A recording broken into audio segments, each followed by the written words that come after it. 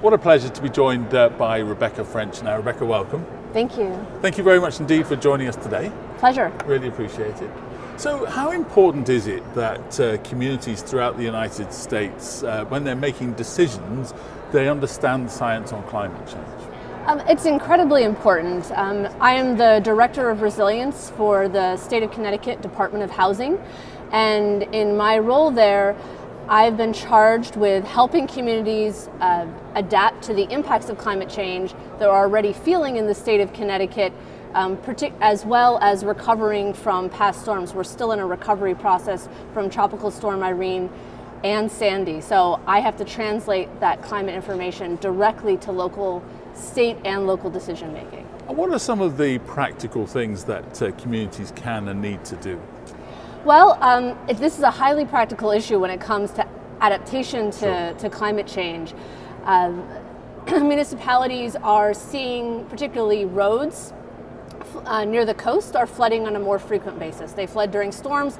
Sometimes they flood during high tide. So this is an impact they're already feeling. People are driving through this. Their feet are wet already. So they absolutely have to take action on this issue. And the questions they're coming to myself as a translator of climate science information and sea level rise is, how high should I elevate this road?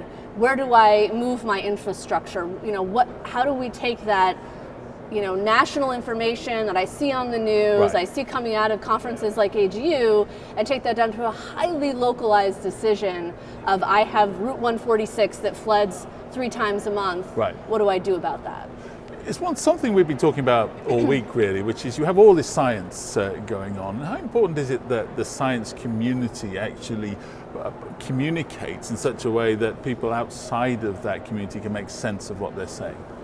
Well, I think there's different scales for this, right? So I've worked in federal and state policy. So I think it's incredibly important to talk to Congress about the big issues that are coming out of the climate science so that resources flow towards these problems.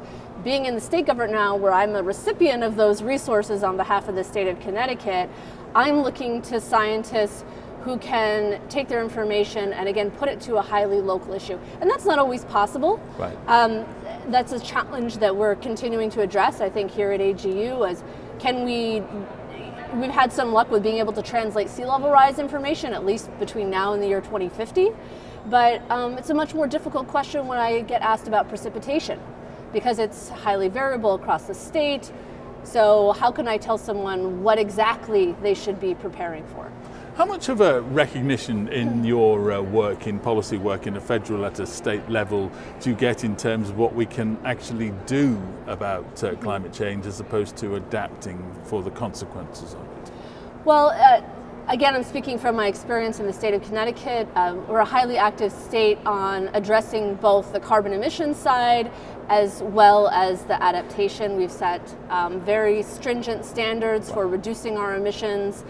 Just passed a new law for a 45% reduction in the near term. So Connecticut is acting on both fronts. In fact, I would say we've been much more active on the energy side, and we're starting to, since Sandy and Irene, that's kind of kicked off thinking about, oh, wait a minute, we've actually also already baked in impacts that we also have to address. Okay. Well, thank you very much indeed for joining us today. Fascinating discussion. Thank you. Thank you for having me.